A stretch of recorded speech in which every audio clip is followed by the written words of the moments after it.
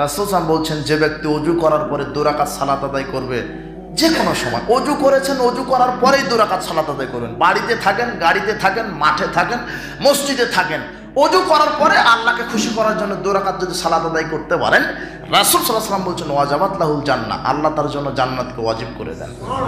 এটা সৎ আমল। যখনই আজান হবে মসজিদে ঢুকে আগে বসবেন না, জি না, ফালা ইয়াজলিস হাত্তা ইসাল্লি রাকাতাইন। মুহাম্মদ সাল্লাল্লাহু আলাইহি ওয়াসাল্লাম বলছেন তোমরা মসজিদে ঢুকে বসে পড়ো না 2 রাকাত সালাত আদায় না করা পর্যন্ত। 2 রাকাত সালাত। বেলালকে বলছেন আমি যখনই জান্নাতে ঢুকি তখন তোমার জুতার শব্দ দেখতে পাই যে, রাসূল সাল্লাল্লাহু আলাইহি ওয়াসাল্লাম বলছেন। তখন বেলাল বলছেন আমি তো তেমন আমল করি না, আজান দিই 2 রাকাত সালাত আদায় করি, আর ওযু যখন ছুটে যায় ওযু করার পরে 2 রাকাত সালাত আদায় করি। রাসূল সাল্লাল্লাহু আলাইহি ওয়াসাল্লাম বলছেন হ্যাঁ, এই 2টা আমলেই তোমাকে জান্নাতে আমার আগে পৌঁছে দিয়েছে। আপনি করেন, নফল সিয়াম পালন করেন, বেশি বেশি সালাত আদায় করেন, বেশি বেশি সিয়াম পালন করেন, বেশি বেশি তাসবিহ তাহলিল করেন, বেশি বেশি কোরআন মাজিদ তেলাওয়াত করেন, সূরা মুলক তেলাওয়াত করবেন রাত্রে। রাসূল সাল্লাল্লাহু আলাইহি ওয়াসাল্লাম বলছেন হিয়াল মানিয়াতু হিয়াল মুনজিয়াতু তুমজি মিন আযাবিল কবরে। সূরা মুলক যদি কেউ প্রতিনিয়ত রাত্রে তেলাওয়াত করে তাহলে কবরের শাস্তি থেকে সূরা মুলক একাই বাঁচিয়ে দিবে, কবরের শাস্তি হতে দিবে না। বেশি বেশি কোরআন মাজিদ তেলাওয়াত করেন।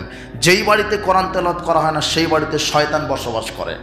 আপনি যেভাবে ছেলে মেয়ে পরিবার নিয়ে বসবাস করেন সেই বাড়িতে শয়তান তার পরিবার নিয়ে কি করে? বসবাস করে। কোরআন তেলাওয়াত করেন, কোরআন তেলাওয়াত সৎ আমল। সূরা ইখলাস পড়েন 3 বার, 30 পারা কোরআন মাজিদের নেকি হবে। রাসূল বলছেন কেউ যদি 10 বার ইখলাস পড়তে পারে তাহলে জান্নাতে আল্লাহ তার জন্য ঘর তৈরি করে দিবেন। রাসূল সাল্লাল্লাহু আলাইহি ওয়াসাল্লাম বলছেন কেউ যদি সূরা বাকারার শেষ 2টি আয়াত রাত্রে পড়ে ঘুমাতে পারে তাহলে জান্নাতে যাওয়ার জন্য 2টা আয়াতই তার জন্য যথেষ্ট। তো এগুলি সৎ আমল। কিন্তু যুবক যুবতী, নারী পুরুষ, ছেলে মেয়ে সবাই ব্যস্ত মোবাইল নিয়ে। কোরআন পড়বে কখন? ও মোবাইলে গেমস নিয়ে আর পতিতালয়ের নারী নিয়ে সবাই ব্যস্ত। অবাক কথা। হাজি সাহেব নাই, গাজী সাহেব নাই, বুড়ি নাই, ছড়ি নাই, বৃদ্ধ নাই, বৃদ্ধা নাই, নাতি নাই, পুতি নাই, নানা নাই, নানি নাই, যে যেখানে আছে মোবাইল যার হাতে তারাই জেনা চর্চা করে এখন। মোবাইলে, গাড়িতে, বাড়িতে, রাস্তাতে। অবাক, পুরো সমাজ ব্যবস্থাটা জাহেল। আল্লাহ আমাদেরকে হেফাজত করুন। বেশি বেশি সৎ আমলের প্রতিযোগিতা করবেন। আল্লাহ সুবহানাহু ওয়া তাআলা আমাদেরকে সৎ আমল করার তৌফিক দান করুন। আল্লাহ।